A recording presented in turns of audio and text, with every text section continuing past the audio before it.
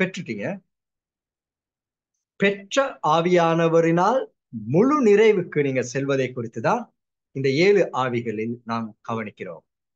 யாருமே போயிட்டு பரிசுத்த ஆவியினால் நான் நிரப்பப்பட வேண்டும் என்று நீங்க கேட்டுக்கொள்கிறதுடைய அர்த்தம் திரும்ப ஆவினால் நிரப்பப்படுவது அல்ல. ஏற்கனவே நீங்க பெற்றிருக்கிறீங்க இந்த ஆவியானவரை.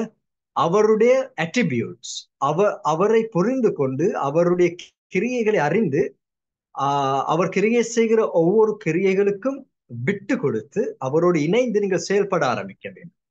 இதுதான் அந்த 7 ஆவிகளில் நீங்கள் கவனிக்க வேண்டியது. சேம் ஆஸ் 7 அகல்கள் கொண்ட குத்து விளக்கு ஒரு விளக்கு தான், ஆனால் 7 அகல்கள் அதில் இருக்கிறது. ஒரு ஆவியானவர், அவருடைய வெளிப்பாடுகளின் தன்மை. இதோட இன்ட்ரடக்ஷன் நீங்க யாரும் இன்ட்ரடக்ஷன்ல இல்லாதவங்க கண்டிப்பா இன்ட்ரடக்ஷனை 7 ஆவிகளை குறித்து நாங்க 7 கடலில் இருக்கிற கண்கள், அதுக்கப்புறம் 7 ஆவிகள், இவைகள் எல்லாம் குறித்து நாங்கள் இன்ட்ரடக்ஷனோட பார்த்திருக்கிறோம். ஸோ அந்த இன்ட்ரடக்ஷன் நீங்க கேட்டு எடுங்க. அப்பதான் உங்களுக்கு இந்த பாடம் முழுசா புரியும். இன்றைக்கு நான் கவனிக்க போகிற ஆவி பெலத்தின் ஆவியானவர். இது மிக முக்கியம். பெலத்தின் ஆவியானவர். உங்களில் யாருக்காவது பரிசுத்த ஆவியான ஒரு ஆவியினால் நான் நிரப்பப்படல, ஆவியானவர் என்ன விட்டு போயிட்டார் அப்படின்னு சொல்லி ஒரு எண்ணம் உங்களுக்கு வந்ததானால் அது தவறு. ஆவியானவர் என்றென்றைக்கும் உங்களோடு கூட இருக்கும்படிக்கு வந்தார்.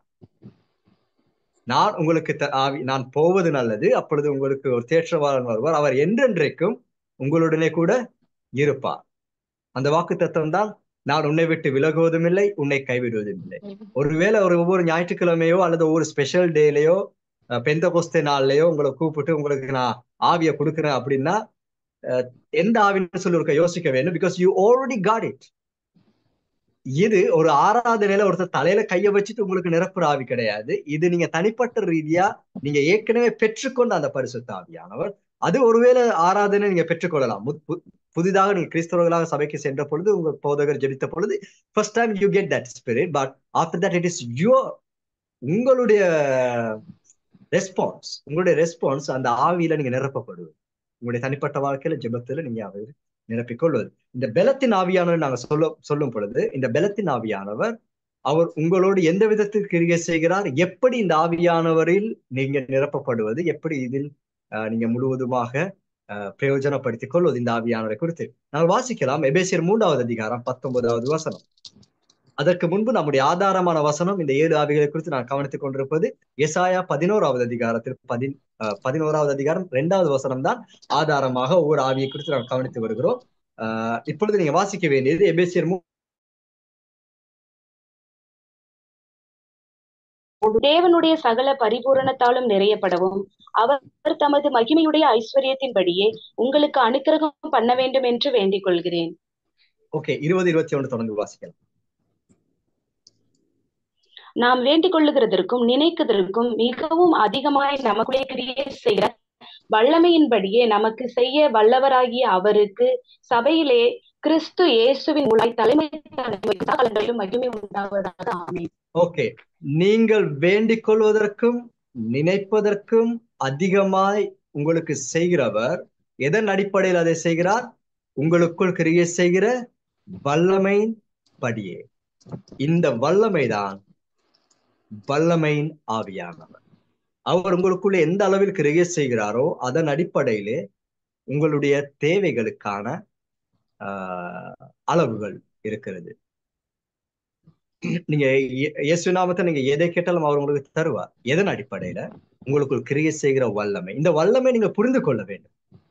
If you don't have any idea watt power decide in you, உங்களுக்குள்ளே நிலைத்திருக்கிற அந்த வல்லமை குறித்து உங்களுக்கு எந்த ஒரு ஐடியாவும் இல்லைன்னா உங்களுடைய ஜெபங்கள் வல்லமை உள்ளதா இருக்காது. ஒரு கிறிஸ்தவன் புரிந்து கொள்ள வேண்டும் தனக்குள் இருக்கிற வல்லமை எப்படிப்பட்டது, தனக்குள்ள கிரிகை செய்து கொண்டிருக்கிற வல்லமை எப்பேற்பட்ட ஒரு வல்லமை என்பதை அவன் புரிந்து கொள்ள, அதை அறிந்து கொள்ளும் பொழுது, அதை குறித்து அவன் தியானிக்கும் பொழுது is make great effect in your prayer life.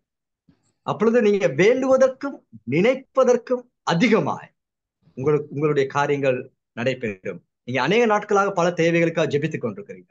போராட்டங்கள் உங்களுடைய வாழ்க்கையில இருக்கு. How you going to overcome that problems? எப்படி நீங்க அந்த பிரச்சனைகளை நீங்க மேற்கொள்ள போறீங்க? உங்களுடைய கிரியை செய்கிற வல்லமையின்படி. அந்த வல்லமை எது? வல்லமை ஆவியான, நாட் அவுட் சைட். அவர் உங்களுக்குள்ளே இருக்கிறார். கர்த்தருடைய ஆவியானவர் வெளியிலிருந்து உங்களை இயக்கும்படியாக வருகிறார். வல்லமையின் ஆவியானவர் உங்களுக்குள் இருக்கிறார். புதிய ஏற்பாட்டிலும் பழைய ஏற்பாட்டிலும் இந்த வல்லமையின் ஆவியானவர் கிரியை செய்கிற முறை 2 விதமாக இருந்தது. பழைய ஏற்பாட்டு நிழலாட்டமாக இருக்கிறது, புதிய ஏற்பாட்டு அதனுடைய நிறைவாக இருக்கிறது. இருப்பினும் இந்த 2 முறையும் நாம் கவனிக்க போகிறோம், 2 விதங்களை. பழைய ஏற்பாட்டில் ஆவியானவர் வல்லமையின் ஆவியானவர், ஆங்கிலத்தில் நாங்கள் இதுக்கு சொல்றது might, spirit of might, mighty. எபிரேய மொழியில இதுக்கு சொல்றது கிப்போர், GIBBOR, கிப்போர். எல் கிப்போர் அப்படின்னு சொன்னா சர்ப்ப வல்லமை உள்ள தேவன் அல்லது வல்லமை உள்ள தேவன். எல் கிப்போர் வல்லமை உள்ள தேவன், வல்லமை ஆவியானவர் கிப்போரூஹா, ரூஹா என்றால் ஆவி, வல்லமை கிப்போர் வல்லமை ஆவியானவர். இந்த எல் கிப்போர் என்று சொல்வதற்கு பல அர்த்தங்கள் உண்டு. கிப்போர் என்று சொல்வது வேதத்தில சாதாரணமான ஒரு வல்லமை உள்ளவர் கிடையாது. Is a hero. எப்படிப்பட்ட ஹீரோ? அவர் ஒரு யுத்த வீரன். சாதாரண யுத்த வீரனுக்கும் கிப்போர்னு பாவிக்க மாட்டாங்க, வீரர்களின் வீரன். ஸ்பிரிட் ஆஃப் மைண்ட், வல்லமை என்று இந்த வேதத்தில் குறிப்பிடுகிற இந்த வல்லமை பயன்படுத்தப்படுவது இன்னொரு சக்தி வாய்ந்த, இன்னொரு பலன் கொண்ட ஒரு காரியத்துக்கு எதிர்த்து செயல்படுவதற்கு இந்த வல்லமை நமக்கு உதவி செய்கிறது. ஆண்டவரை வயிற்று வலியை நீக்குங்க, தலைவலியை நீக்குங்கிறதுக்கு மாத்திரம் கிடையாது. இட் இஸ் சம்திங் மிகவும் வல்லமை வாய்ந்த ஒரு சக்திக்கு எதிர்த்து போராடும்படியாக உங்களுக்குள்ளே இருக்கிற ஒரு வல்லம். எனக்கெல்லாம் அப்படி முடியுமா? உங்களால முடியாது. பட் உங்களுக்குள்ளே கிரியை செய்கிற ஒரு வல்லமையின் படியே, அந்த வல்லமை கிரியை செய்கிறதில் உங்களுக்கு எந்த அளவுக்கு அறிவு இருக்கிறதோ அதன் அடிப்படையில உங்களுக்குடைய காரியங்கள் நடைபெறுகிறது. எந்த அளவுக்கு உங்களை குறித்து உங்களுக்கு தெளிவு இருக்கு, உங்களுக்குள்ள இருக்கிற ஆவியானவருடைய வல்லமை குறித்து எந்த அளவுக்கு நீங்க விசுவாசிக்க ஆரம்பிக்கிறீங்க, அதன் அடிப்படையில் தான் நீங்க ஜெபிக்கும் பொழுது வியாதி சுகமாக போகிறது. அதன் அடிப்படையில் தான் உங்களுடைய வீட்டுல இருக்கிற சாபங்கள் நீங்க நீக்க போறீங்க. Every time someone have to come to lay on you, உங்களுடைய தலையில யாராவது டெய்லி கையை வச்சுக்கணுங்கிற எதிர்பார்ப்பு நீங்க இருக்கும் பொழுது காரியங்கள் மாறாது. ஒரு கிறிஸ்தவன் வளர ஆரம்பிக்கிறான், அவனுக்குள்ள இருக்கிற வல்லமையை பொட்டன்ஷியல் அவன் புரிந்து கொள்ளும் பொழுது வேண்டுவதற்கும் நினைப்பதற்கும் அதிகமாய் உங்களுக்குள்ள கிரியை செய்கிற வல்லமையின் படி. எப்படி அது எந்த நேரத்தில் அது கிரியை செய்கிறது? ஓகே, தொடர்ந்து எபேசியர் 1:11 வாசிக்கலாம். எபேசியர் 1:11. மேலும் கிறிஸ்துவின் மேல் முன்னே நம்பிக்கையாயிருந்த நாங்கள் அவருடைய மகிமைக்கு புகழ்ச்சியாய் இருக்கும்படிக்கு.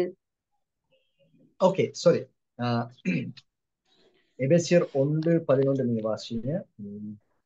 பிலிப்பியர் 3:10 வாசிக்கலாம்.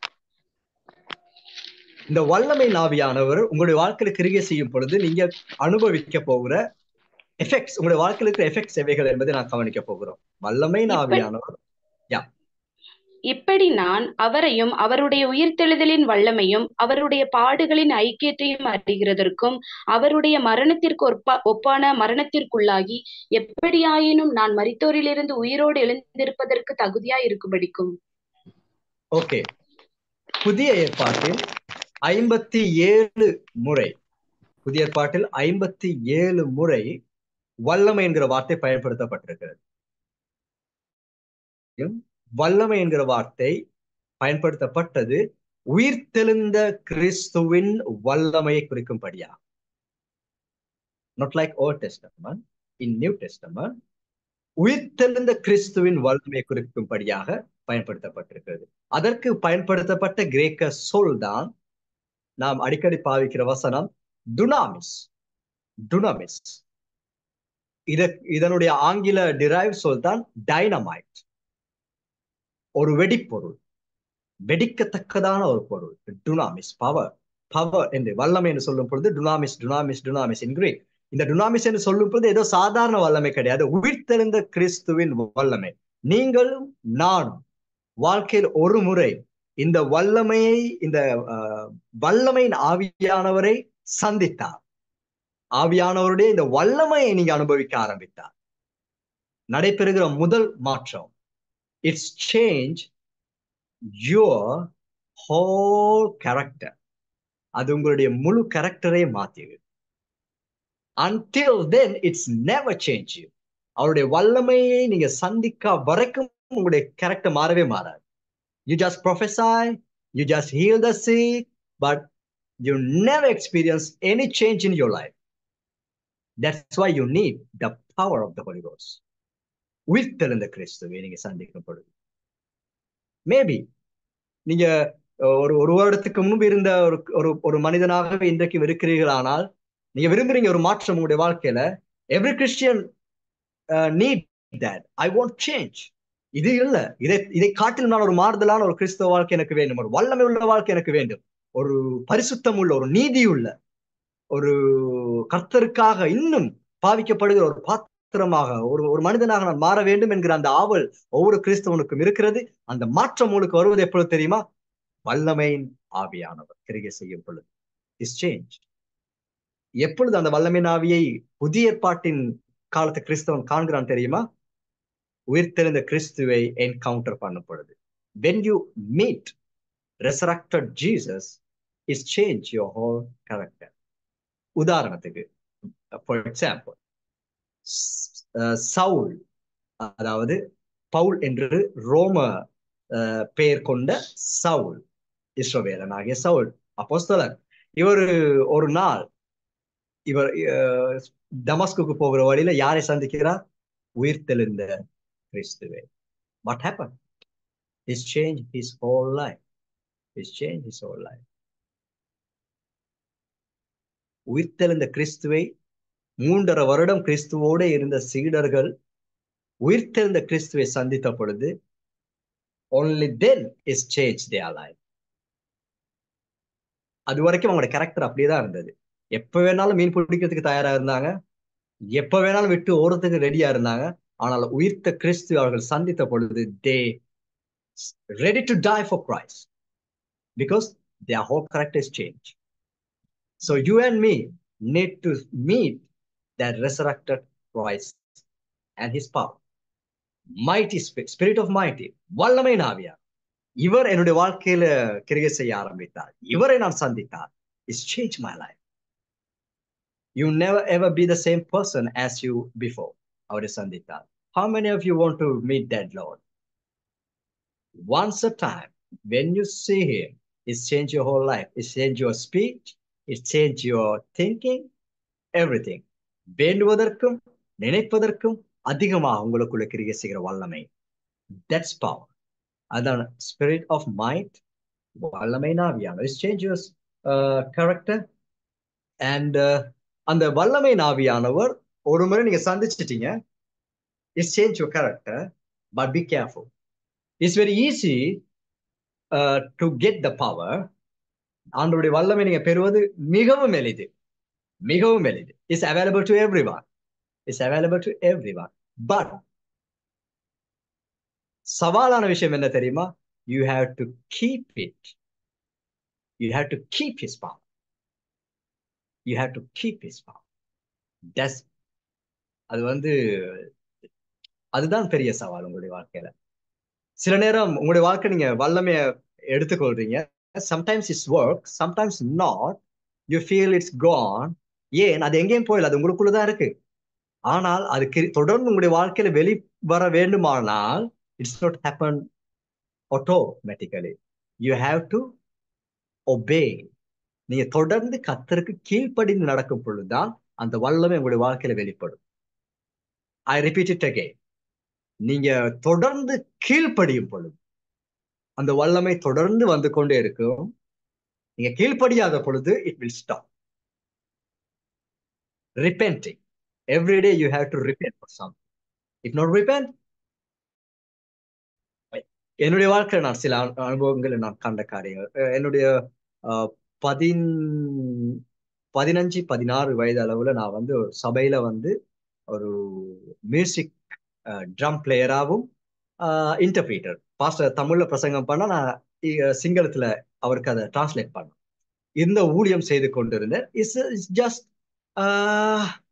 Not a big deal for me. நான் அது ஈஸியாவே பண்ணிக்கிட்டு இருந்தேன். ஸோ நான் ஒரு கட்டத்தில் நினைச்சேன், தட்ஸ் என்னுடைய talent, I can do it anyhow. So காலப்போக்குல ஸ்கூல் லீவ் வந்தது. அதுக்கப்புறம் நான் வெளியே போன லீவுக்கு அங்கங்க போய் I left my prayer life. Bible வாசிக்கிறதையோ ஜெபத்தையோ விட்டுட்டேன். ஸோ திடீர்னு ஸ்கூல் லீவ் எல்லாம் முடிச்சுட்டு திரும்ப சர்ச்சுக்கு வந்தா பாஸ்டர் சொல்லிட்டார், wow he is back. Okay, வந்துட்டான் பையன் வந்துட்டான். ஓகே, வர்ஷிப்புக்கு ட்ரம் ப்ளே பண்ணுங்க. I went there. I just sit there. என்னால ப்ரே பண்ண முடியல. Something not coming. எல்லாருக்கும் அப்செட்.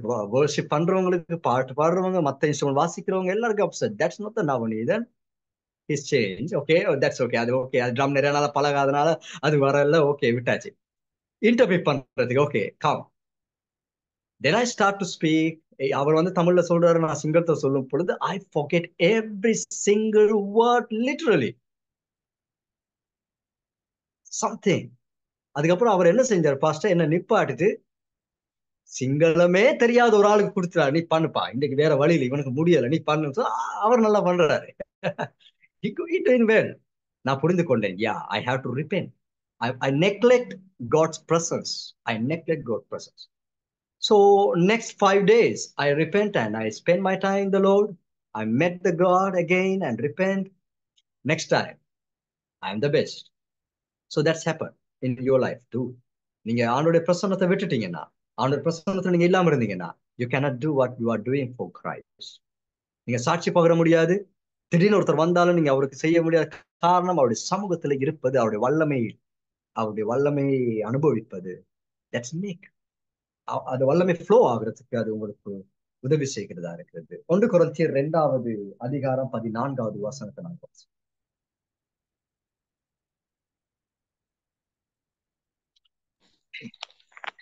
ஜென்ம சுபாவமான மனுஷனோ தேவனுடைய ஆவிக்குரியவைகளை ஏற்றுக்கொண்டான். 1 கொரிந்தியர் மன்னிக்கிறேன், 1 கொரிந்தியர் 2:14.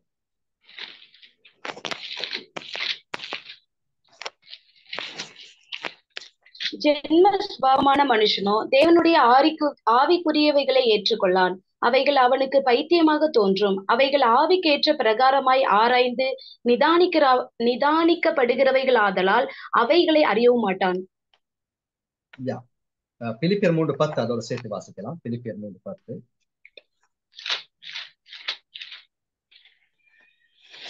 இப்படி நான் அவரையும் அவருடைய உயிர்த்தெழுதலின் வல்லமையும் அவருடைய பாடுகளின் ஐக்கியத்தையும் அறிகிறதற்கும் அவருடைய மரணத்திற்கு ஒப்பான மரணத்திற்கு உள்ளாகி எப்படியாகிலும் நான் மரித்தோரில் இருந்து உயிரோடு எழுந்திருப்பதற்கு தகுதியா எடுக்கும்படிக்கும். ஓகே, மரணத்தின் வல்லமை அறிய விரும்புகிறார்.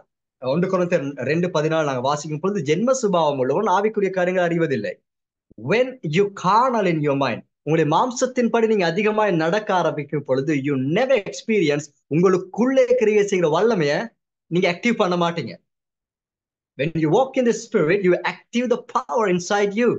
only then that power நீங்க வேண்டுவதற்கும் நினைப்பதற்கும் அதிகமாக உங்களுக்குள்ள கிரியை செய்கிற வல்லமை என்று அப்பொழுதுதான் அதை நான் கவனித்து போகிறோம். சோ நீங்க அறிய விரும்புறீங்க கிறிஸ்து உயிர்த்தெழுதலின் வல்லமை. பட் ஜென்ம சுபாவம் உள்ள மனிதன் ஆவிக்குரியவைகளை புரிந்து கொள்வதில்லை. நீங்க மாம்ச ரீதியா நடந்து கொள்ளும் பொழுது you cannot understand what God doing. அப்ப வல்லமையின் ஆவியானவரை நீங்க உங்களுக்குள்ள ஆக்டிவ் ஆகிறதுக்கு, கிரியை செய்வதற்கு நீங்க செய்ய வேண்டிய காரியம் எப்பொழுதும் அவருக்கு கீழ்ப்படிய வேண்டும், அவருடைய பிரசன்னத்துல இருக்க வேண்டும். முக்கியமா அவருடைய வல்லமை எப்பொழுது கிரியை செய்யும், உங்களுடைய வல்லமை நான் என்கிற அகந்தை, நான் என்னால் முடியுங்கிறது இல்லாமல் போகும் பொழுது அவருடைய வல்லமை கிரியை செய்யும். மைட்டி ஸ்பிரிட் ஆஃப் மைட், வல்லமை நாவியா எப்பொழுது வெளிப்படுவா, அவர் எப்பொழுதும் வெளிப்பட்டாலும், அவளை வேதத்தில் எந்த இடத்தில் அவர் வெளிப்பட்டாலும் மகிமை கர்த்தருக்கு, கணம் கர்த்தருக்கு. எப்பொழுது அவர் கிரியை செய்வார் தெரியுமா? நீங்க பலவீனமா இருக்கும் பொழுது, உங்களால் முடியாதுன்னு தோணும் பொழுது வல்லமை நாவியானவர் கிரியை செய்ய ஆரம்பிக்கும். கொஸ்டின், எப்பொழுது ஆவியானவர் கிரியை செய்வார்? உங்களுடைய சக்தி இல்லாமல் போகும் பொழுது அவர் கிரியை செய்வார். உங்களால் முடியும் என்கும் பொழுது அவர் கிரியை செய்வது கிடையாது. அப்ப நல்ல காரியம் எது? என்னால முடியாதுங்கிற இடத்துல நீங்க முதல்ல வந்துட விட வேண்டும். நான் ஆராதிக்க போகிறேன், நான் வர்ஷிப் பண்ண போறேன். நோ, ஆவியானவரே ஐ கான், என்னால முடியாது. கிடியோனை பார்த்து ஆண்டவர் சொன்ன காரியம் என்னது? சோல்ஜர்ஸ் அவனோடு சேர்ந்தாங்க, அவங்க கண்டு கொண்டாங்க கிடியோன் தான் அடுத்த வீரன், அவனோடு ஆண்டவர் இருக்கிறாரு. ஆனால் ஆண்டவர் என்ன தெரியுமா சொன்னார்? இல்ல, நீ அவைகளை 300 பேருக்கு குறைத்துக் கொள்ள வேண்டும். ஏன் தெரியுமா? ஒருவேளை யுத்தத்துல நீ ஜெயம் கொண்டால் நீயும் உன்னுடைய கூட்டமும் சொல்ல முடியும், எங்களுடைய பலத்தினால் நாங்கள் ஜெயம் கொண்டோம். இல்ல, கணம் எனக்கு வர வேண்டும். ஆகையால் நீ 300 பேரோடு கூட யுத்தத்துக்கு செல், நான் போராட போகிறேன். அப்ப எல் கிபோர் என்ற வார்த்தையின் அர்த்தம் என்ன தெரியுமா? யுத்தம் செய்கிற கர்த்தர். வல்லமையின் ஆவியானவர் என்று சொல்வது, அந்த ஆவியானவர் உங்களுடைய வாழ்க்கையில கிரியை செய்யும் பொழுது அவர் உங்களுடைய வாழ்க்கையில ஒவ்வொரு பகுதியிலும் உங்களுக்காக யுத்தம் செய்வார். You take some medication. You meditate something. நீங்க என்னவோ செய்து கொண்டிருக்கீங்க. உங்களுடைய வாழ்க்கையில இருக்கிற ஒரு பிரச்சனைக்கு தீர்வுக்காக நீங்க பல காரியங்கள் செய்து கொண்டிருக்கீங்க. Stop that. Stop it. வல்லமை ஆவியான எல் கிபோர், யுத்த வீரன், யுத்தத்தின் தேவன், யுத்தத்தின் வல்லவர். எல் கிபோர், வல்லமை ஆவியானவர் சொல்லும் பொழுதே அவருடைய காரணம், நான் கிரியை செய்கிறதே. Left him to do his things. அவருக்கு காரியங்களை செய்ய நீங்க விட்டா அவர் கிரியை செய்ய ஆரம்பிக்கிறார். ஏற்கனவே சொன்னதான், அவர் ஒரு நாள் புஷ் பண்ணி வேலை செய்யறவர் கிடையாது. கர்த்தருடைய ஆவியானவர் கிரியை செய்ய ஆரம்பித்தால் செங்கடல் தானா பிளந்துரும், எரிகோ தானா வீழ்ந்துரும். நீங்க வேட்டியை மடிச்சு கட்டி கொண்டு நீங்க முழங்கால இருந்து வேர்வை வடிச்சு நீங்க காரியங்கள் செய்ய வேண்டிய அவசியமே கிடையாது. கல்வாரி சிலுவையில இயேசு கிறிஸ்து உங்களுக்காக யாவையும் செய்து முடித்தார். வல்லமை ஆவியான கிரியை செய்யும் பொழுது உயிர்த்தெழுந்த கிறிஸ்துவின் வல்லமை உங்களுடைய வாழ்க்கையில கிரியை செய்ய, தானாக கிரியை செய்ய வரும். அதான் வேதம் சொல்றது. எப்படி? ரோமர் 8வது அதிகாரமா, கிறிஸ்துவை மரித்தோரிலிருந்து உயிரோடு எழுப்பினுடைய ஆவியானவர் உங்கள் சரீரங்களை வாசமாய் இருந்தால் சாவுக்கு ஏதுவான உங்கள் சரீரங்களையும் உயிர் பெற செய்ய வல்லவராயிருக்கிறார். யார் அதை செய்ய போறது? உயிர்த்தெழுந்து கிறிஸ்துவின் வல்லமை reside in you. அது தானாய் அவர் செய்ய ஆரம்பிக்கிறாரு. So you have to acknowledge அவருடைய வல்லமையை நீங்க புரிந்து கொள்ள ஆரம்பிக்க வேண்டும். Whenever you say I can, நான் இதை செய்யறேன், இந்த முயற்சி நான் செய்கிறேன், நோ, ஆவியானவர் கிரியை செய்வது உங்களால் முடியாது என்கிற பொழுது ஆவியானவர் கிரியை செய்கிறார். நாங்கள் வாசிக்கலாம் எபிரேயர் 12:3, எபிரேயர் 12:3, கலாத்தியர் 6:9, 2 வசனங்களை நாங்கள் வாசிக்கலாம். ஆகையால் நீங்கள் இளைப்புள்ளவர்களாய் உங்கள் ஆத்துமாக்களில் சோர்ந்து போகாதபடிக்கு தமக்கு விரோதமாய் பாவிகளால் செய்யப்பட்ட இவ்விதமான விபரீதங்களை சகித்த அவரையே நினைத்துக் கொள்ளுங்கள். இருதயங்களில் சோர்ந்து போகாமல் இருக்கிறதற்கு நினைத்துக் கொள்ள வேண்டும். அநேக தடவைகளை நீங்க சோர்ந்து போக காரணம், you are never acknowledge resurrected Christ. உங்களுக்கு ஒரு கத்தோலிக்க மதத்துல இருந்து கிறிஸ்தவத்துக்கு வந்தவர்களுக்கு வாழ்க்கையில் ஜெயம் எடுப்பது மிக கஷ்டம்.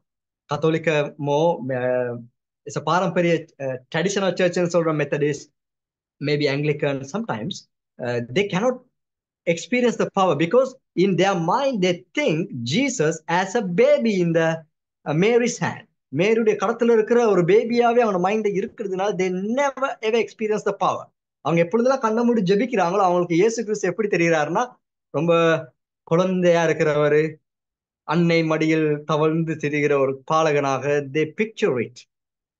No, he's a king of king and lion of Judah. அவர் வந்து உயிர்த்தெழுந்த கிறிஸ்து, கர்த்தாதி கர்த்தர், மைட்டி காட், எல் கிபோ. இந்த லெவல்ல கர்த்தரை நீங்க புரிந்து கொள்ளும் பொழுது உங்களுக்கு ஒரு வல்லமை கிரியை செய்ய ஆரம்பிக்கிறது. கலாத்தியர் 6:9 வாசிக்கலாம்.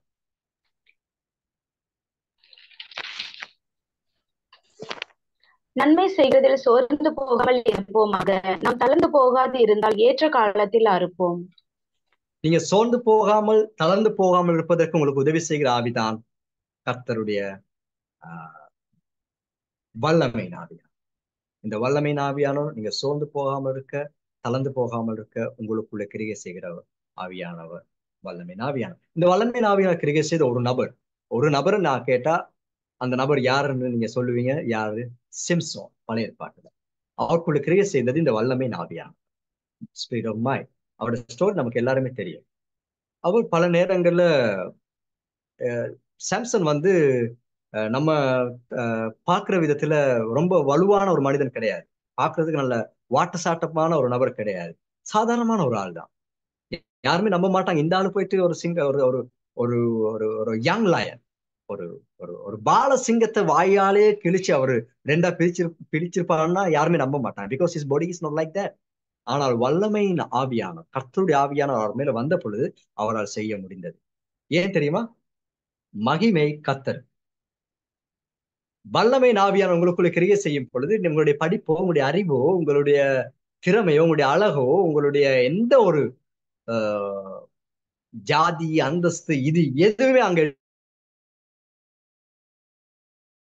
ஒண்ணுமே இல்லைங்கிற ஒரு இடத்துக்கு நீங்க வரும் பொழுது, எங்க அப்பா அவரு, எங்க அப்பா இவரு, no, never.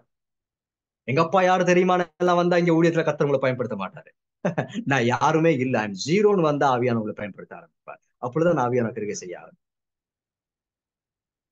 I am nothing. கர்த்தருடைய ஆவியான சாம்சனுடைய வாழ்க்கையில அந்த ஆவியான கிரியை செய்வதற்கு ஒரு அடையாளம் இருந்தது.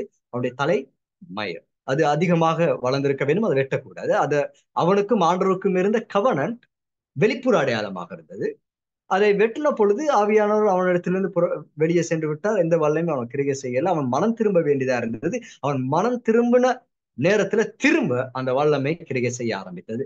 இதை நான் ஆரம்பத்துல சொன்னேன். மனம் திரும்பும் பொழுது கர்த்தருடைய வல்லமை உங்களிடத்திலிருந்து திரும்ப கிரியை செய்கிறதாக இருக்கிறது. வெளிப்புற தோற்றம், அடையாளம், கவனம். புதிய பாட்டுல கிறிஸ்து இயேசு எங்களுக்கு ஒரு ஒரு ஒரு கவனத்தை வைத்திருக்கிறார். உடன்படிக்கையை நம்மோடு செய்திருக்கிறார். இந்த உடன்படிக்கை வெளிப்புற தோற்றமானது அல்ல. நம்முடைய ஆவியில, நம்முடைய இருதயங்கள்ல இந்த கவனம் நம்ம நடத்தும் பொழுது வல்லமை எங்களிடத்திலிருந்து வந்து கொண்டே இருக்கும். எப்பொழுது அந்த உடன்படிக்கையை நாங்கள் மீறுகிறோமோ, சிந்தனையினாலும் பேச்சுகினாலும், அப்பொழுது இந்த வல்லமை நம்முடைய வாழ்க்கையில கிரியை செய்வது இல்லை. இது கிரியை செய்யாது. நியாயாதிபதிகள் 16வது அதிகாரம் 1-3 ஒரு காரியம் அங்கே நடக்கிறது. அதை நான் கவனிக்கலாம். நியாயாதிபதிகள் 16வது அதிகாரம் 1-3. பின்பு சிம்சோன் காசாவுக்கு போய் அங்கே ஒரு வேசியை கண்டு அவளிடத்தில் போனான். அப்பொழுது சிம்சோன் இங்கே வந்திருக்கிறான் என்று காசா ஊரார் சொல்லப்பட்டது. அவர்கள் காலையில் வெளிச்சமாகிற போது அவனை கொன்று போடுவோம் என்று சொல்லி அவனை வளைந்து கொண்டு முழுவதும் அவனுக்காக பட்டண வாசலில் பதிவிருந்து முழுவதும் பேசாதிருந்தார்கள். சிம்சோன் மட்டும் பட்டிருந்து நடுராத்திரியில் எழுந்து பட்டணத்துக்கு வாசல் கதவுகளையும் அதன் 2 நிலைகளையும் பிடித்து தாழ்பால்களோடு கூட பேர்த்து தன் தோளின் மேல் வைத்து எபிரோனுக்கு எதிரே இருக்கிற மலையின் உச்சிக்கு சுமந்து கொண்டு போனான். ஆமே, நாங்க டைபாலஜி பாடம் படித்துக் கொண்டிருக்கிறோம். ஒவ்வொரு பழைய பாட்டில் சொல்லப்பட்டிருக்கிற ஒவ்வொரு காரியத்திலும் ஹிடன் மீனிங் இருக்கிறது என்பதை நமக்கு நன்றாக தெரியும். டைபாலஜி பாடம் ஆரம்பத்திலிருந்து நீங்க கவர் பண்றவங்களுக்கு இது புரியும். இல்லாதவங்க ரெக்கார்டை கேட்டு புதுசா வந்தவங்க கண்டிப்பா நீங்க அந்த ரெக்கார்ட்ஸ்களை பாருங்க. இது சிம்சோன் ஒரு இடத்துக்கு போகிறார், எங்க காசா. அங்க போயிட்டு ஒரு விபச்சாரியுடைய வீட்டுல அவர் நைட்டா தூங்கிட்டு இருக்கிறார். ஹி நியூ, அவருக்கு தெரியும் தான் இருக்கிறது சத்ருவுடைய கோட்டைக்குள்ள. நல்ல கவனிங்க, வல்லமை நாவியான ஒரு கிரிகை செய்யும் பொழுது ஞானத்தின் நாவி இல்லைன்னா சாம்சனுக்கு நடந்ததுதான் நடக்கும். சோ நிறைய பேருடைய வாழ்க்கையில வல்லமை நாவியான கிரிகை செய்கிறாரு. they know they have power but they don't have wisdom. அவங்களுக்கு அறிவின் நாவி இல்லை, ஞானத்தின் நாவி இல்லை, எதுவும் கிடையாது. வல்லமை மாத்திரம்தான். So very careful. வல்லமை மாத்திரம் நமக்கு தேவைப்படுவதில்லை. It's a link. வல்லமை நாவியான கிரிகை செய்து அவர் போகிறாரு, அவர் முட்டாள்தனமா ஒரு இடத்துல இருக்கிறாரு, ஆனா காலையில எழும்புறாரு. ஆனா கர்த்தருடைய ஆவியான அவருக்குள்ள வந்த பிறகு அவர் என்ன செய்கிறாரு, காசாவுல இருந்த ஒரு வாசல் கதவு, காசா சிட்டி, அந்த சிட்டில வாசல் கதவு, ஏன் வாசல் கதவு சுமந்து ஹேப்ரோன் வரைக்கும் வர வேண்டும். ஜஸ்ட் பின்ன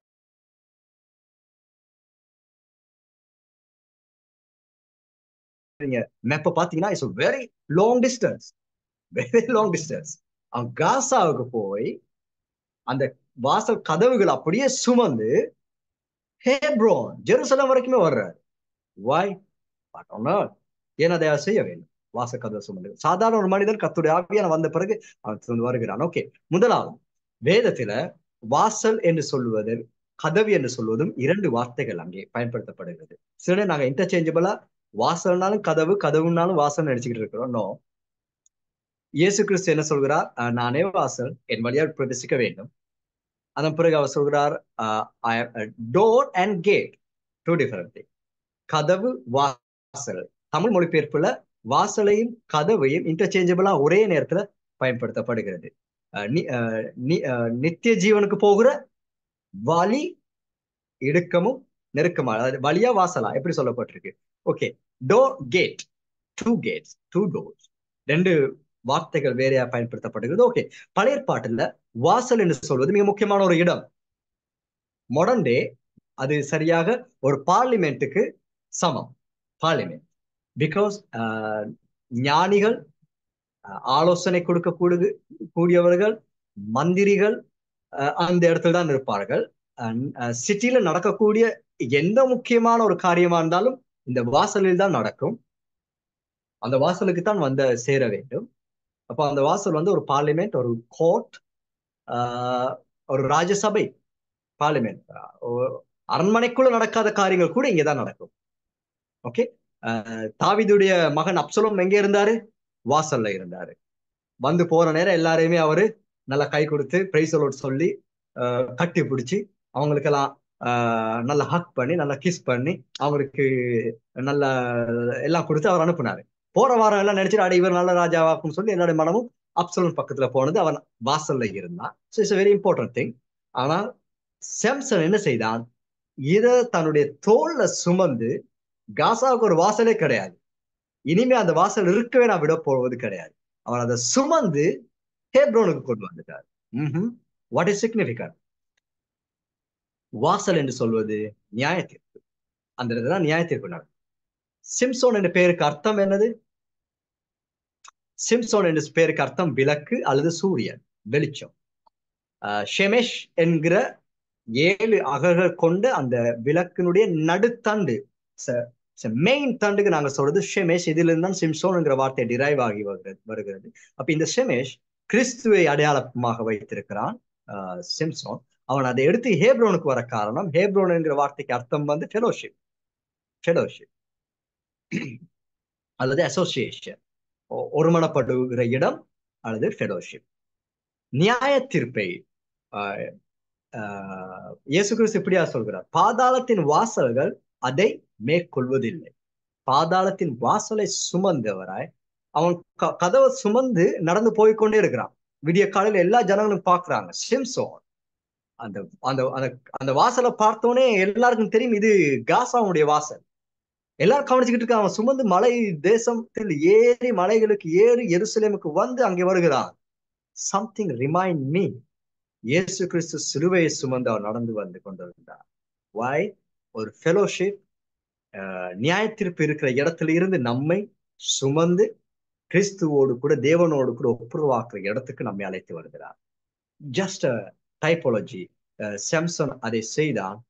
கர்த்தருடைய வல்லமை ஆவியானவர் வந்தார். இந்த வல்லமை ஆவியானவர் உங்களுடைய வாழ்க்கையை கிரியை செய்யும் பொழுது நீங்க எந்த இடத்துல இருக்கிறீங்களோ, ஒருவேளை நீங்க விரும்ப தகாத இடத்தில் நீங்க இருந்து கொண்டிருக்கலாம். You're thinking it's not God's will. It's okay, my dear brother and sister. வல்லமை ஆவியானவர் வரும் பொழுது நீங்க அந்த இடத்துல இருந்து அந்த வாசல்களையும் சுமந்து அந்த நியாய தீர்ப்புகளையும் உடைத்து கொண்டு திரும்ப கர்த்தருடைய ஃபெலோஷிப்புக்குள்ள நீங்க வரலாம். வல்லமை ஆவியானவர் உங்களுக்கு அதை உதவி செய்வார். Don't stay in Gaza. Don't stay in that house. Repent. Come out. அந்த வாசல் நியாய தீர்ப்பை சுமந்து உடைத்தெறிந்து கொண்டு நீங்க ஃபெலோஷிப்புக்குள்ள வாங்க, ஹேப்ரோனுக்கு வாங்க. சோ கர்த்தருடைய ஆவியானவர் உங்களுக்கு அதை உதவி செய்வார். அசோசியேஷன், தவறான இடத்துல அசோசியேஷன் நீங்க வைத்துக் கொள்ள தேவையில்லை. ஹேப்ரோனுக்கு நீங்க வரலாம். That's association, that's fellowship. அப்ப வல்லமையின் ஆவியானவர் உங்களுடைய வாழ்க்கையில வேண்டும். கர்த்தருடைய ஆவியானவர் வல்லமையாய் சிம்சோன் மீது வந்த பொழுது அவன் எந்த இடத்துல அசோசியேஷனா இருந்தானோ அந்த வாசல் கதவு, அந்த நியாய தீர்ப்புகள் எல்லாம் அவன் உடைத்து அதை சுமந்து கொண்டு அவன் வரக்கூடியதாக இருந்தது. ஏன் அவன் கொண்டு வர வேண்டும்? நத்திங். கர்த்தருடைய ஆவியான அவனுக்கு ஏவுனாரு, நீ அந்த வாசலை சுமந்து திரும்ப காசாவுக்கு நீ போயிடாதப்பா, நீ வந்துரு, அந்த வாசல் எல்லாம் உடைத்து கொண்டு நீ வந்துருன்னு சொல்லி அவன் சொல்லிவிட்டார். சோ கர்த்தருடைய ஆவியான உங்களுடைய வாழ்க்கையில கிரியை செய்யும் பொழுது ஆண்டவர் உங்களுக்கு உதவி செய்கிறார். உங்களுடைய வாழ்க்கையில இருக்கிற தவறான அசோசியேஷன்ல இருந்து நல்ல அசோசியேஷனுக்குள்ள, நல்ல ஃபெலோஷிப்புக்குள்ள வருகிறதற்கு கர்த்தருடைய ஆவியானவருடைய வல்லமை உங்களுக்குள்ளே உதவி செய்யும். எபேசியர் 6:10 வாசிக்கலாம்.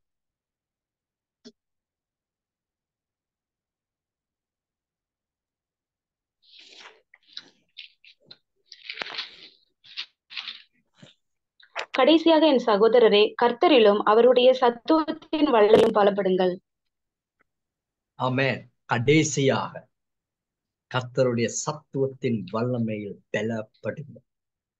கர்த்தருடைய வல்லமை ஆவியான spirit of mind. I think you need that power. இந்த பலன் உங்களுக்கு வேண்டும். இந்த பலன் இல்லாவிட்டால் பாவம்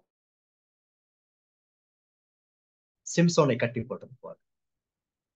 அவனை கட்டி போட யாராலுமே முடியல. ஏன் தெரியுமா? கர்த்தருடைய வல்லமை அவன் மீது இருந்தது. இன்றைக்கு அநேக கிறிஸ்தவர்கள் திரும்ப பாவ பழக்கத்துக்கு சிக்க காரணம், they are prophesying, they are healing, they are doing lot of miracles, but in their life, in secretly, they are entangled with sin. they need the spirit of mind. வல்லமை, வல்லமை ஆவியா அவர் வந்தால் உங்களை கட்டி வைக்க எந்த பாவத்தாலும் முடியாது. You break like a chain. எந்த அவனை பெரிய சங்கிலிகளால கட்டி வைத்த பொழுது, நல்ல கயிறால, புதிய கயிறால கட்டி வைத்த பொழுதும் கர்த்தருடைய ஆவியான இறங்கினார். என்ன நடந்தது? ஏதோ புதிய கயிறெல்லாம் ஏதோ அழகாக வசனம் விவரிக்கிறது, ஏதோ அருந்து தானாவே அவன் அதை அறுத்து வெளியே வந்தான். That's the might, spirit of mind. இந்த ஆவியான உங்களுக்கு வேண்டும்.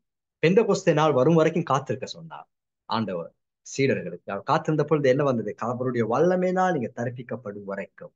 Only then you can witness for Christ. அந்த வல்லமை அவர்களை முற்றிலுமாக மாற்றி அமைத்தது. அது வரைக்கும் பெந்தெகோஸ்தே நாள் வரைக்கும் ஒளிந்து இருந்தவர்கள் வெளியே வந்தார்.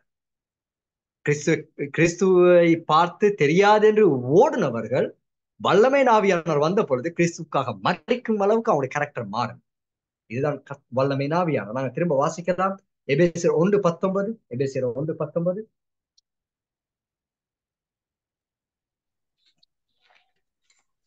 தாம் கிறிஸ்துவை மரித்தோரிலிருந்து எழுப்பி அவரிடத்தில் நடப்பித்த தமது பலத்த சத்துவத்தின் வல்லமையின்படியே விசுவாசிக்கிறவர்களாகிய நம்மிடத்திலே காண்பிக்கும் தம்முடைய வல்லமையின் மகத்துவம் என்னென்றும் நீங்கள் அறியும்படிக்கு அவர் உங்களுக்கு பிரகாசமுள்ள மனக்கண்களை கொடுக்க வேண்டும் என்று வேண்டிக் கொள்கிறேன்.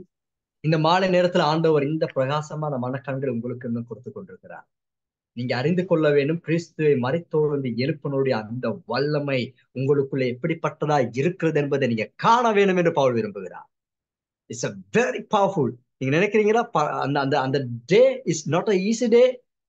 தேவகுமாரனை முழு பாதாளமும் அன்றைக்கு ஸ்ட்ரைக், பிசாசுடைய கூட்டங்கள் எல்லாம் ஸ்ட்ரைக். அன்றைக்கு அந்த உலகத்துல அந்த நாள்ல உலகத்துல வேற யாருக்குமே பிரச்சனை கிடையாது. எல்லா பிசாசு கூட்டமும் இயேசு அடக்கி வைத்துக் கொள்வதற்கு பாதாளத்துல அசம்பிள். எல்லா பிசாசு கூட்டம் அங்கதான் இருந்துகிட்டு இருந்தா. It's a very huge war going on.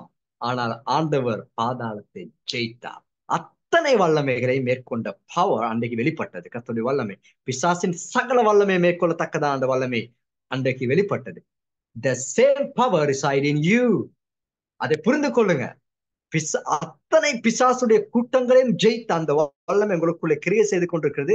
அப்படியானால் உங்களுடைய வாழ்க்கையில இந்த நாளில் நீங்க போராடி கொண்டிருக்க அந்த வியாதி, இந்த சாபம், இந்த பாவம், இந்த தோல்வி, இந்த பிரச்சனை, nothing. El Gibbo, he is in you. திரும்ப அந்த வசனத்தை வாசிக்கலாம். Please listen to that word. திரும்ப வாசிக்கலாம். தாம் கிறிஸ்துவை மரித்தோரிலிருந்து எழுப்பி அவரிடத்தில் நடப்பித்த தமது பலத்த சத்துவத்தின் வல்லமையின்படியே விசுவாசிக்கிறவர்களாகிய நம்மிடத்திலே காண்பிக்கும் தம்முடைய வல்லமையின் மகா மேன்மையான மகத்துவம் என்னதென்றும் நீங்கள் அறியும்படிக்கு அவர் உங்களுக்கு பிரகாசமுள்ள மனக்கண்களை கொடுக்க வேண்டும் என்று வேண்டிக் கொள்கிறேன். பவுல் இப்படியாக சொல்லல, அவர் உங்கள் மத்தியில்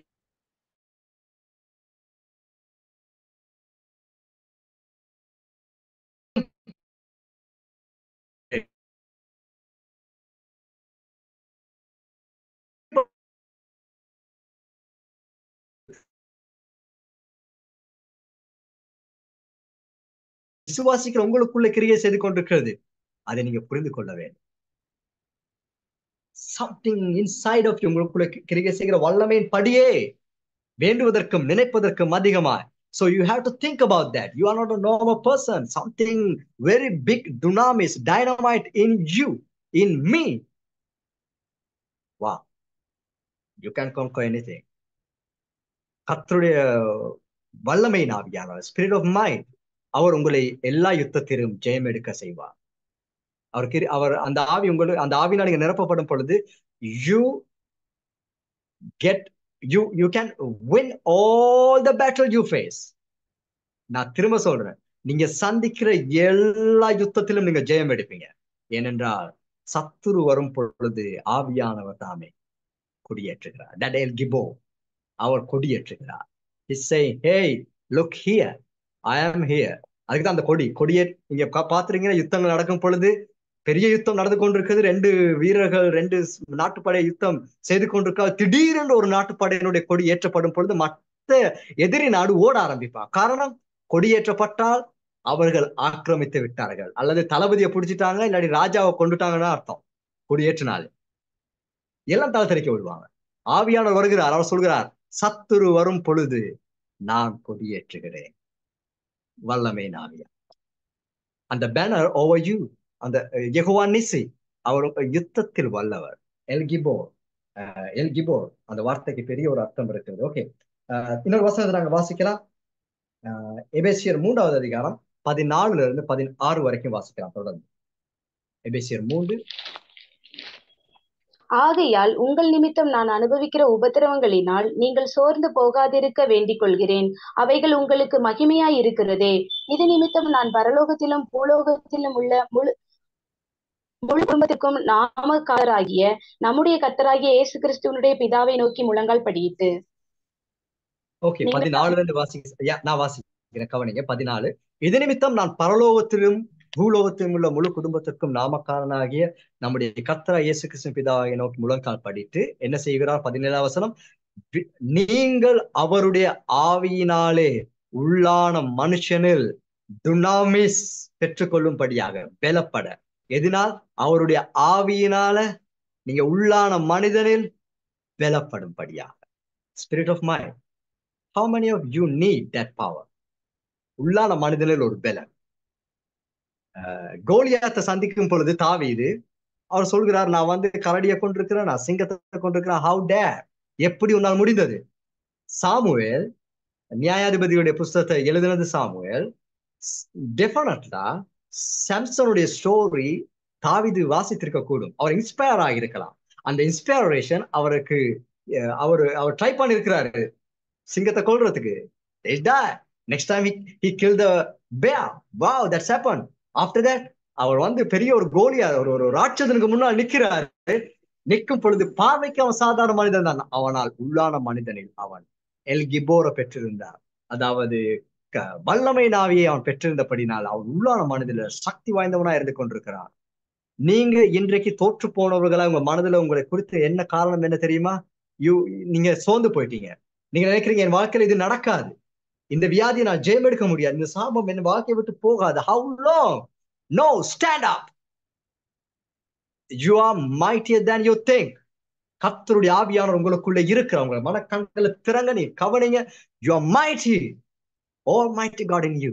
நீங்க வல்லமை ஆவியானவர் உங்களுக்குள்ள இருக்கிறாரு. Stand tall. Stand tall. Chin up. Chin upன்னு சொல்லுவாங்க. அதாவது ஒரு தலையை கீழே போட தேவையில்லை. Stand tall. நீங்க உங்களுடைய வியாதி கவனிக்கும் பொழுதோ, உங்களுடைய பிரச்சனையை பார்க்கும் பொழுதோ, உங்களுடைய ஊழியங்களும் உங்களுடைய தோல்வியில கவனிக்கும் பொழுதோ ஸ்டாண்ட் டால். தாவீது நின்றான். அவனுக்கு தெரிந்தது. சாமுவேல் அபிஷேகிக்கும் பொழுது ஆவியானவர் மேல் வந்தாரு. ஆனால் வல்லமையின் ஆவியானவர் மாத்திரம் அல்ல, ஞானத்தின் ஆவியானவர் இருந்தனால்தான் சாம்சன் போல அவன் தோற்று போகல. அவனுடைய வாழ்க்கையில அந்த வல்லமே, அந்த பவரை திரும்ப அந்த பவர் கோலியாத்தை கொல்லத்தக்கதான அந்த வல்லமை, சிங்கத்தை கொல்லத்தக்கதான வல்லமை தொடர்ந்து இருக்க காரணம் என்ன தெரியுமா? He repent every time. அவனுடைய வாழ்க்கையில எப்பொழுதெல்லாம் அவன் தவறி போனான் அப்பொழுதெல்லாம் அவன் மனம் திரும்பினான். அந்த வல்லமை இருந்து கொண்டே இருந்தது. இன்றைக்கு உங்களுடைய வாழ்க்கையில் இந்த வல்லமை கிடைக்க செய்ய தயவு செய்து repent. தவறே கிடையாது. நீங்க ஒரு காரியத்தை நீங்க தவறு கண்டு கொண்டீங்கன்னா, ஆண்டவரே நான் பாவம் பண்ணிட்டேன்னு சொல்லி திரும்ப அதை செய்யறதே இல்லை. Repent, correct yourself, walk again. Don't stay. ஒரு இடத்துல இருந்தக்கூடாது. Walk again. எவ்வளவு பெரிய கொடிய பாவமா இருந்தாலும் பாரு, நீங்க நினைச்சு கொண்டு இருக்கீங்களா, I am done, முடியல, எல்லாம் போயிட்டு, that's okay. It's totally fine. ஆண்டவர் சொல்கிறார், நான் இனி அவர்களுடைய பாவங்களை நினைப்பதும் இல்லை, நினைவு கூறுவதும் இல்லை. அது என்னுடைய மனதுல வருவது கிடையாது. நீங்க பரலோகத்துக்கு போயிட்டு ஆண்டவரே நான் ஒரு பாவின்னு சொல்லும் போது, யாரு நீயா? எப்ப பாவம் செஞ்ச? எந்த பாவத்தை குறிச்சு பேசிக்கிட்டு இருக்கிற? I forget. நீங்க எப்பொழுதெல்லாம் மனம் திரும்புறீங்களோ ஆண்டவர் அவர் மறக்கிறார். மன்னிக்கிறது மாத்திரமல்ல, he forget. அந்த பேக்கேஜ் உங்க மேல நீங்க சுமத்திக்கிட்டு தெரிய வேண்டிய அவசியம் கிடையாது. தாவீது மனம் திரும்பின உடனே அவனுக்கு மன்னிப்பு அவனுக்கு கிடைத்தது. சோ அந்த பேக்கேஜ் பிசாசு வர்றது நீங்க ஜெயம் கொள்ள முடியாமல் வல்லமையின் ஆவியான கிரியை செய்யாமல் இருக்கிற தடுக்க காரணம் என்ன தெரியுமா? பாவ குற்ற உணர்வு. பாவத்திலிருந்து மன்னிப்பு பெற்றுக்கொள்ளுங்க, குற்ற உணர்வுல இருந்து விடுபடுங்க. இந்த ஐடியா சாம்சனுக்கு இல்ல. ஒரு முறை ஒரு விசைன்னு அவர் ஜெபிச்சிட்டாரு. அவர் ஜெபிக்கும் பொழுது யாருமே நம்பல. சுற்றி இருந்த மத்த எல்லாரும் நினைச்சிட்டாங்க சிம்சோனுக்கு முடி வளர்ந்தால் அது யாருக்குமே பிரச்சனை கிடையாது. ஏன் சொல்லுங்க? சுற்றின மத்த அந்நிய மதத்தினர்கள் நினைச்சிட்டாங்க இவன் ஆண்டவரை காட்டி கொடுத்துட்டான், கவனத்துக்கு கீழ்ப்படியல, உடன்படிக்கை கீழ்ப்படியாத மனிதனா போயிட்டான். அப்ப திரும்ப முடி வளர்றத குறிச்சு அவங்களுக்கு சந்தேகமே இல்ல. தட்ஸ் ஓகே, அவன் தான் ஆண்டவரை காட்டி கொடுத்துட்டானே, அவன் நம்முடைய அடிமை. முடி வளர ஆரம்பித்தது. ஆனால் அவனுக்கு தெரியல, சிம்சோனுடைய தேவன் மன்னிப்பை கொடுத்து மறுபடியும் பயன்படுத்துகிற தேவன் என்பதை அந்நிய மதத்தினர் கவனிக்கல. முடி வளர்ந்தது அவங்களுக்கு பிரச்சனையே கிடையாது. ஆனால் முடி திரும்ப வளர ஆரம்பித்தது. அவன் மனம் திரும்ப ஆரம்பித்தான். அவனிடத்தில் திரும்ப வல்லமை கிரிகை செய்தது. அவன் தூணை 2 கையால் நிரூபித்துட்டான். நான் உங்களுக்கு சொல்கிறேன், நீங்க மனம் திரும்புங்க. You have second chance. You have second chance. Don't worry. கர்த்தருடைய வல்லமை உங்களுக்குள்ளே கிரிகை செய்ய போகிறது. ரிப்பேன். ஒரு காலத்தில் நான் இப்படி இருந்தேன், கொரோனாக்கு முன்பு கொரோனாக்கு பின்புன்னு வாழ்க்கை மாறிட்டு. No, never. El Gibbor in you. You can do it. ஸ்ரீலங்கால 5000 ரூபாய்க்கு எழுப்புதல் நடந்து கொண்டிருக்கு. 5000 எழுப்புதல் இருக்கு ஸ்ரீலங்காவில். நீங்க ஒரு பாஸ்டர், பெரிய ஒரு பாஸ்டர், ஸ்ரீலங்கால பெரிய ஒரு சபை வச்சிருக்கிறவர், அவர் 5000 கொடுக்குறாரு. வர்ற பாஸ்டர்மார் எல்லாம் 1000 2000 பாஸ்டர்மார் போறாங்க. 5000 கிடைக்குது. ஆனா அந்த அந்த இடத்துக்கு பேர் என்ன தெரியுமா? ரிவைவல் இன் ஸ்ரீலங்கா. 5000 கொடுத்து ரிவைவல் கொண்டு வர முடியும்னா ட்ரை பண்ணி பார்க்கலாம். No, not there. Revival comes when you repent. Revival comes when you repent. அவ்வளவுதான். 5000 கொடுத்தலாம் ரிவைவல் வராது. நீங்க மனம் திரும்பும் பொழுது உங்களுக்குள்ளே திரும்ப உயிர்ப்பிக்கப்படுவீர்கள். கர்த்தர் உங்களை ஆசீர்வதிப்பார். நாங்கள் இதோட நிறுத்தி போகலாம். நிறுத்தலாம். ஓகே.